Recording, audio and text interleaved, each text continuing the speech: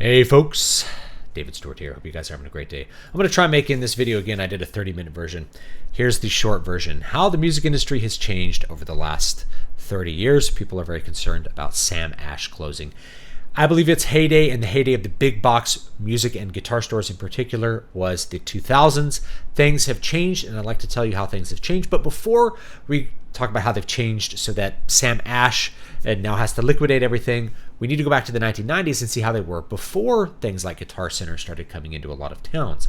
Because back in the 1990s, the standard model for local music business stores was to use a wholesaler to stock many varieties of different kinds of items, everything from clarinets and clarinet reeds to like footstools for classical guitars and cheap electric guitars and stuff. So you had to have a wide variety of stuff. It costs a lot of money to stock it. So you used a wholesaler so you wouldn't have to buy like 20 different Fender guitars and figure out how to sell them. You could buy like one guitar at a time. The problem was in the 1990s, even in a town as big as Fresno, which I lived in the late 90s, you couldn't get good musical equipment, especially guitars. You couldn't get good amplifiers. I should say especially amplifiers. They just didn't sell them. It's like, oh man, you get a Mesa Boogie dual rectifier. Yeah, you got to drive 2 hours into San Francisco or 2 hours into Sacramento or 4 hours down to Los Angeles in order to find an amplifier to buy, to hear what it sounds like. You didn't know anyone who had one. No one had them. We had these crappy, like wholesale brand Excel amps that were awful. They were just a clean channel, and you'd put like a distortion pedal, whatever the music store had, you would put that in front of the amp, and that was the amp you used. You figured out how to use crappy equipment because that's all that was available. When Guitar Center came in at the very end of the 1990s, it was 1999 or 2000, Guitar Center opened up in Fresno. That was the first time where you could actually hear what good amplifiers sound like. They had good Fender amplifiers. They had Fender guitars. There was like no stores that sold them. And when they did sell them, it was like they had one Fender Strat there, not a big variety of different kinds of models. Whereas Guitar Center had all the different kinds of guitars you could want to try. They had Gretsch guitars. There was no way to get a Gretsch guitar prior to Guitar Center coming into town. So the 2000s was really the heyday of the big box store. That was where consumers finally could see, hear, and interact with high quality guitars and amplifiers and drums and cymbals. They had a whole room of cymbals at Guitar Center and go in, I like this cymbal, I'm going to pick it out, I'm going to take it home. So that was a great time because of what came before it, which was you had really garbage. Most of the money that local music store businesses made, it was by selling beginner level items. If it was a beginner level trumpet, it was that, and chances are the person was never going to buy an intermediate or professional trumpet. You were never going to see that person again. Same thing with bad guitars. You sold $100 to $200 crappy guitars. That's where you made your money. And if somebody wanted to come back for something better, you would try to sell them on a special order of an item, of a more expensive guitar. And that was the way that you would hopefully be able to acquire a slightly better instrument, is you'd have to buy it, special order it sight unseen. You couldn't hear what it sounded like. You didn't have a great idea, because the only way you may have heard it besides that is like on an album somewhere. It's like you heard that somebody used that, but you didn't know all the stuff that he was using. But when Guitar Center opened up, you could actually hear what the instrument was going to sound like, what it felt like in your hands. You had an idea of what these different necks felt like for a guitar, or for different kinds of drum shells and things like that. It was a big deal. How did that change? Well, we went from the wholesale local music shop model into the big box model in the 2000s, the heyday. Well, you exited that for the e-commerce model. And the reason the e-commerce model works is not just because of price, but it's also variety, and more importantly, consumers are much better informed now than they were in 2004. There was no YouTube back then. Now, if somebody wants to buy a guitar, they can find like 20 different guitar YouTubers talking about that guitar, demonstrating that guitar, recording that guitar with very specific information about what amplifier they're plugged into or whatever they're doing in order to let you hear the sound of that instrument. Plus, you have their professional craftsmen or repairmen, and they will be able to tell you, oh, these frets are bad, this came set up terribly, don't buy it. They can give you a lot more consumer information to buy something online versus what you had even at a music store, because the salesman, especially if you're a beginning player, you're an intermediate player, you're kind of relying on the salesman to tell you a lot of information about that product, and his interest is in you buying the product, not in you having the best product out of many choices that are available to you, but to buy the one that he happens to have on sale and in stock. Like I said, most of the business is beginners who are never going to come back in and buy another instrument. So not a lot of reason to sell really high quality guitars or to make sure that their fit and finish is really good or things like that. Now we have much better consumers, and so that opens up that e-commerce market to where you're able to buy and sell things at a much faster, not just faster rate, but with much higher levels of consumer information. You also have out of that growing things like eBay, but also Reverb that will allow people to buy more specific instruments. The diversity of the number of instruments available to buy online is just infinitely higher than at a big box store. You just can't compete. Now, there could be ways that Guitar Center, for instance, could compete. Sam Ash, of course, is liquidating all of its stuff, but Guitar Center has a huge amount of used stock. They could be cutting into Reverb's market by having people come into their store and then they ship it to the store and have the person come into the store to get it from all the used gear that they've acquired with people trading in stuff over the years. But they don't photograph their instruments very well. They just are not set up to do that. The new CEO for Guitar Center is saying, I want it to be like Disneyland for guitars.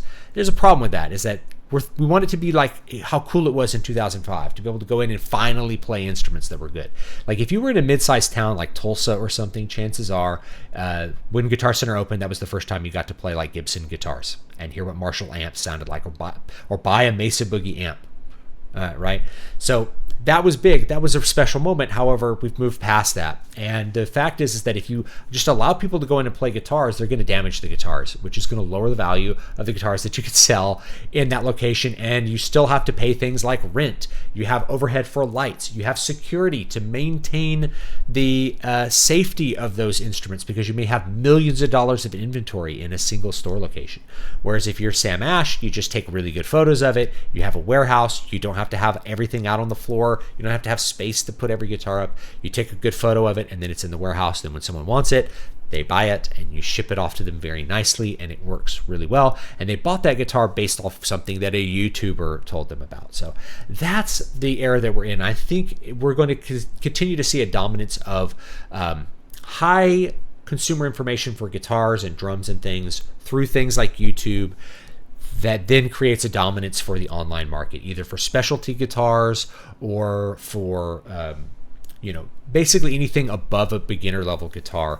You're going to have a lot of consumer information and know what to buy these days. And so that's going to be really good for consumers. It's not going to be great for Guitar Center, which I think will probably continue to have more problems, and obviously it wasn't great for Sam Ash. These were big box stores that had many locations, using their size of their total company to be able to acquire and hold large amounts of inventory, but that's nothing compared to the diversity of online. You just can't compete with it. So I consider the online stuff will continue to dominate.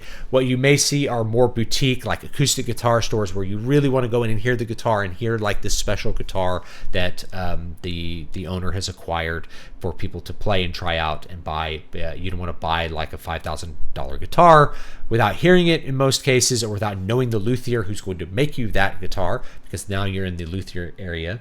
And I still see music stores persisting, maybe not Sam Ash music stores, but local music stores, because of business that guitar players and drummers and things like that don't usually think about, which is repairing instruments, repairing guitars, but mostly repairing band instruments. They may only sell beginning band instruments to kids one time, but they are going to be repairing that instrument for years to come, and they'll be repairing all of the school's instruments that they own. They're going to bring them in, and you're going to have guys repairing them, and the store is going to be able to make a lot of money repairing instruments.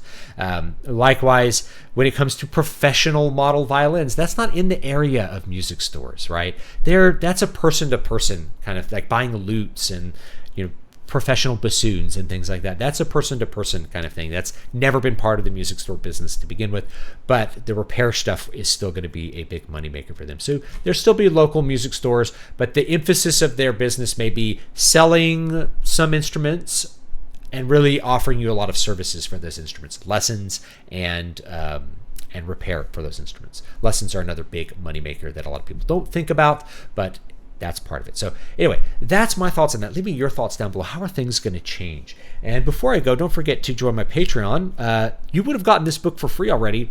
I wrote it live on the channel, but you would have gotten electronic copies of it free as I wrote it, but you can buy it now, Sorcerer's Blood.